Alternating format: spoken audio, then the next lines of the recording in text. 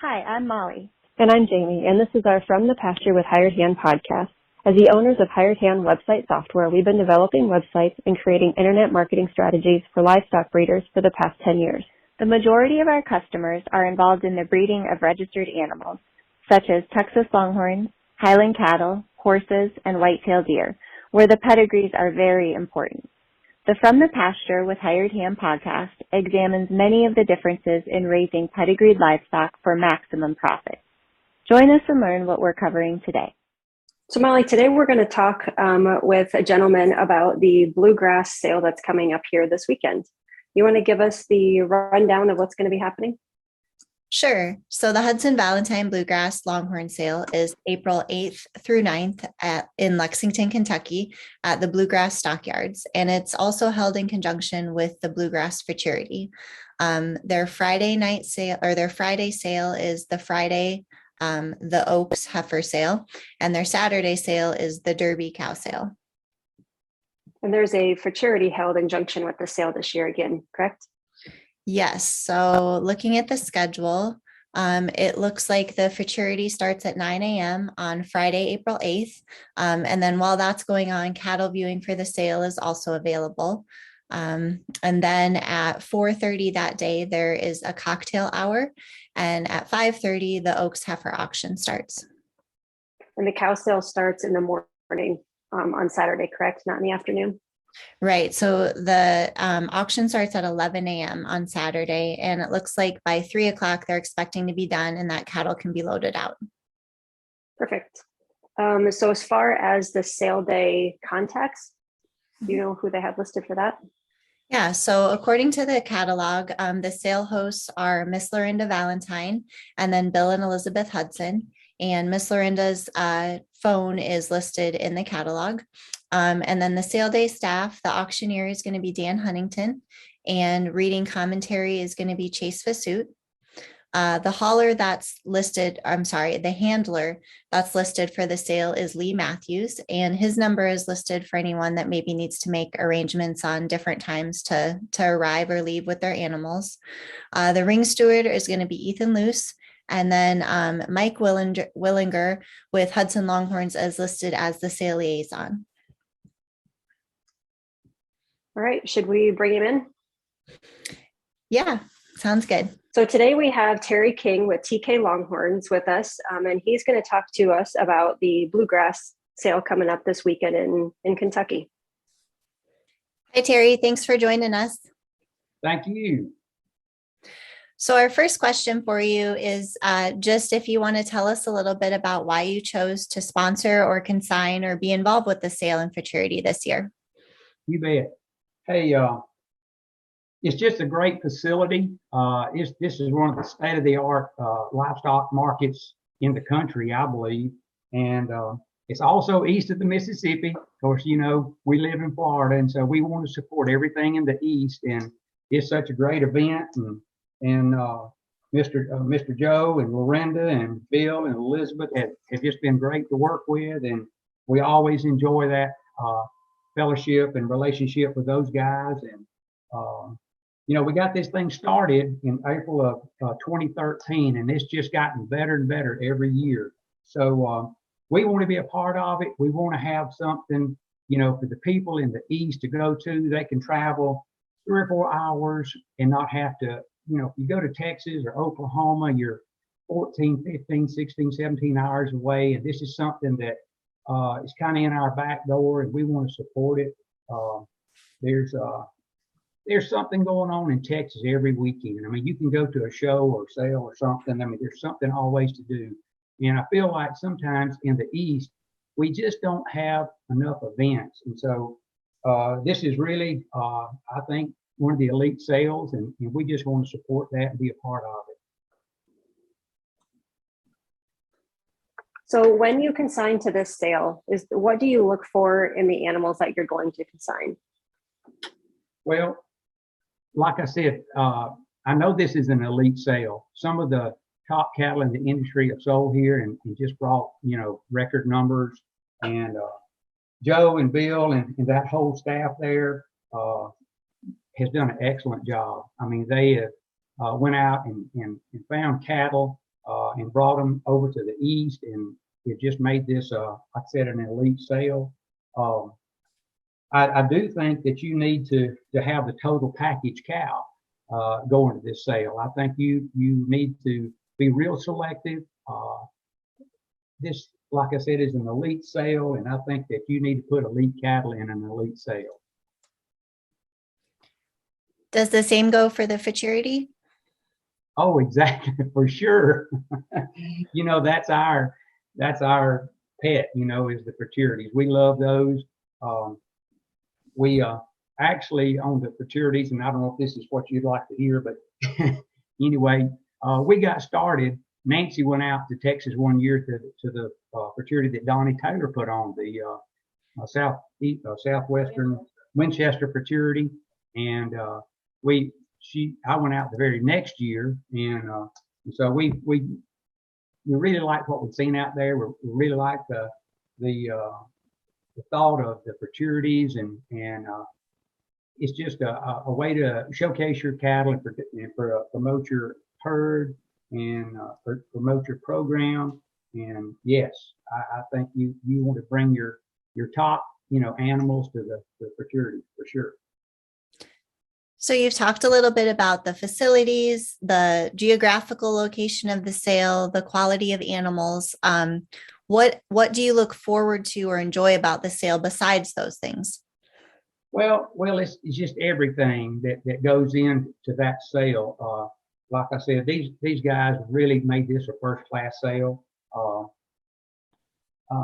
You know, that facility is just amazing. It has all the little shops. It has food. We have the futurity there. We have great cattle there. It's just it's a total. The sale and the futurity are just like a total package. You know, it's just the people that we meet, the friends that we make. You know, up and down the East Coast. If it wasn't for these cattle, there's people we never would have met. You know, so it's just in the people.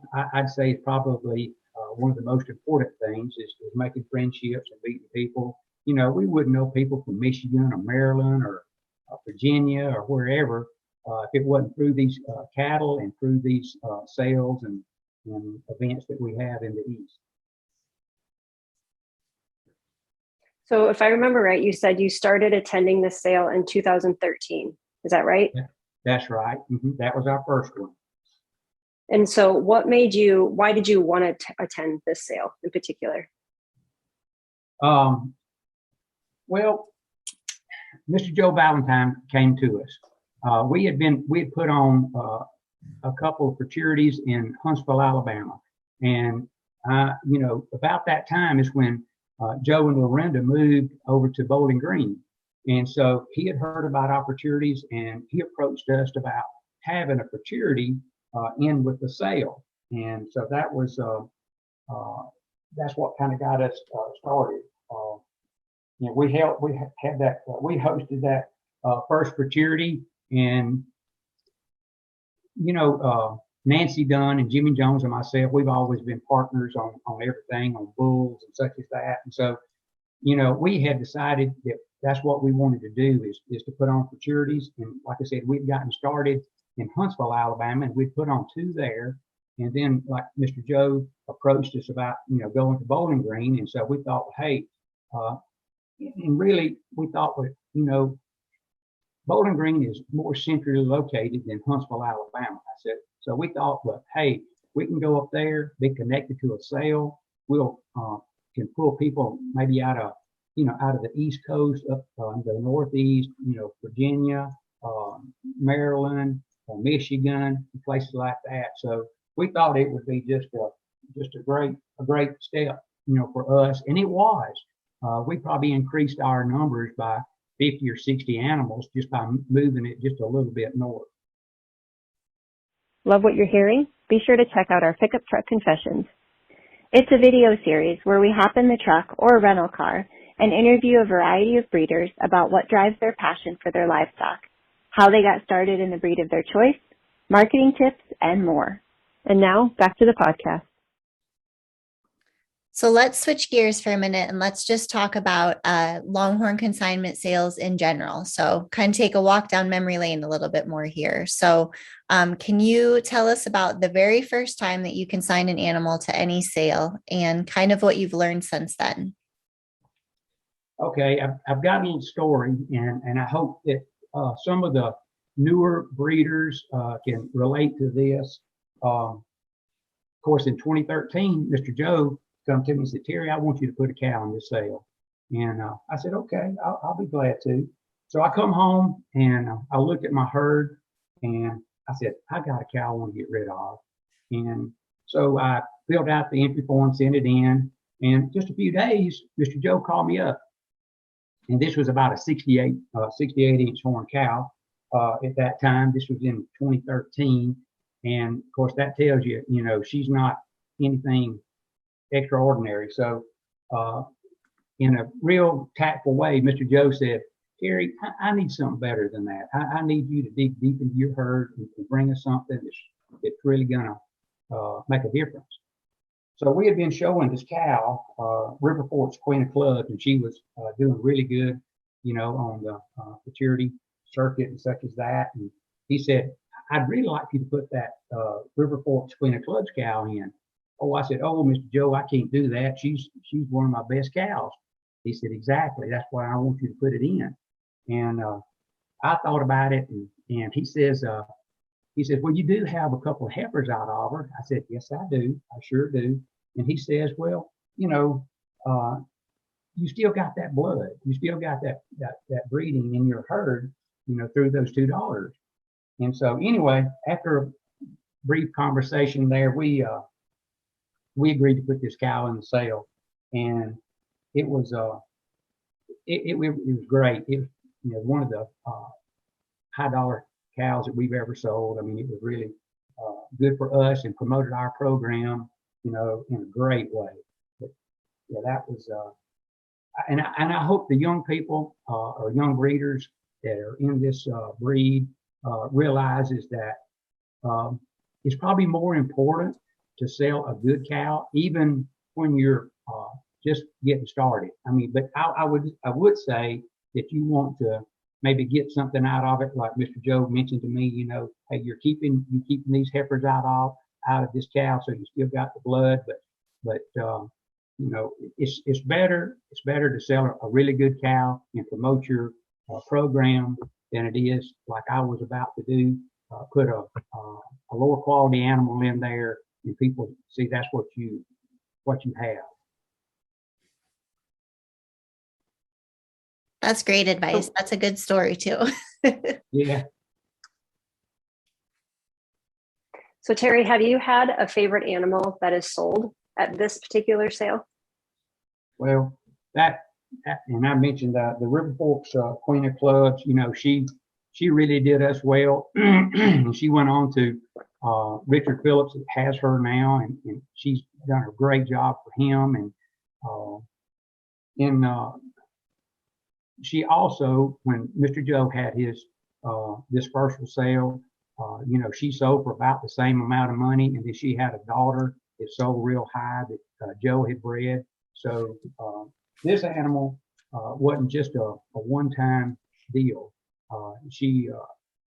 She sold really well the second time, and Richard Phillips has owned her ever since. And so I'd say that's what kind of maybe start to put us on the map, if you would say that, is this cow really hit a home run for us. And I have to thank Mr. Joe for that.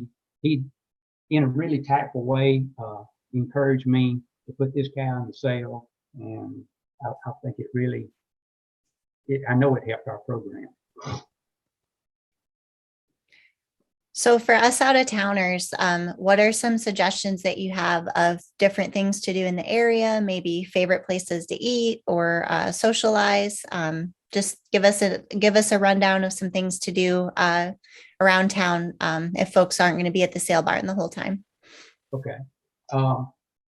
Truthfully, we've not had a chance because we've been tied up in the futurities or the sales, so we hadn't had a chance to really to get out and to look around, even though last year we went back after the sale and visited the Ark and the Creation Museum, which is about 45 miles north of Lexington, and that is amazing.